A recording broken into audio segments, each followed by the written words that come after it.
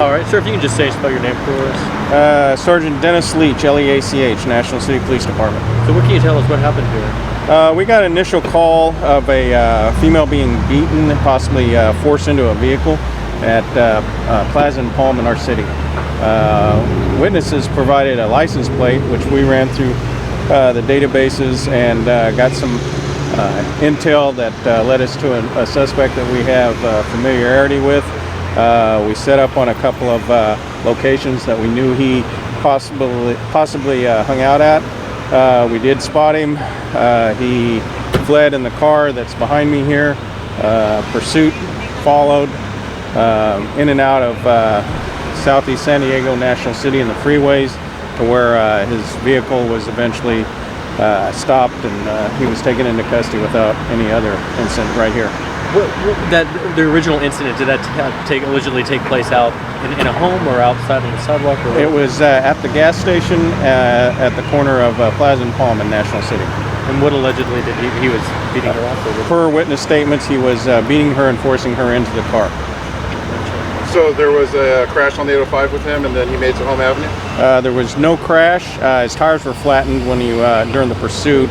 Apparently he hit something rough off the side of the road that caused the tires to flatten, but there was no traffic collision. What was the highest speed that he reached? I'll have to follow up on that. I don't know for certain. We did have speeds that got up to over 80 on the freeway, but I don't know anything for certain. So was the woman, the girlfriend, in the car with him or not, or where is she now? She was not in the car when we made the stop right here. We're currently in the following up on that, going back to different locations, trying to track her down and verify her status. What charges will he face? Domestic violence, assault, and possible kidnapping. And this gentleman is known to you, you said, for?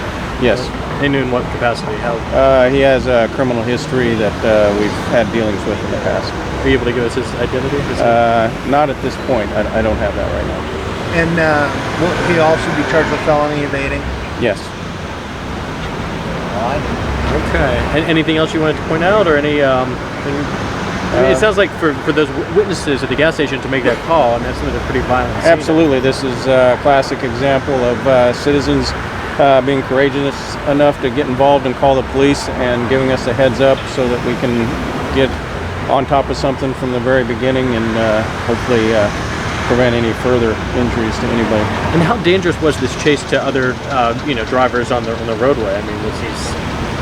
Well, anytime we have to pursue somebody, there's obviously a certain level of danger involved to the officers, and we have to make an assessment at what point the suspect and his potential continuing harm to the public outweighs, us chasing him. And at this point, based on what we had here tonight, is obviously a serious crime, and so we continue to follow him, and nobody was endangered, and there was no accidents. And so his tires were flattened. So he just sort of came to an end here, or what? Yes, he eventually slowed down. Obviously, when his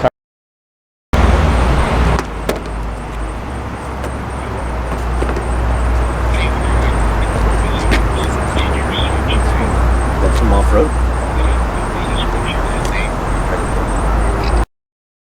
The search, the thorough search. Right. Ben, do you mind doing that half of the car real quick? Yeah. Because you did mention something here.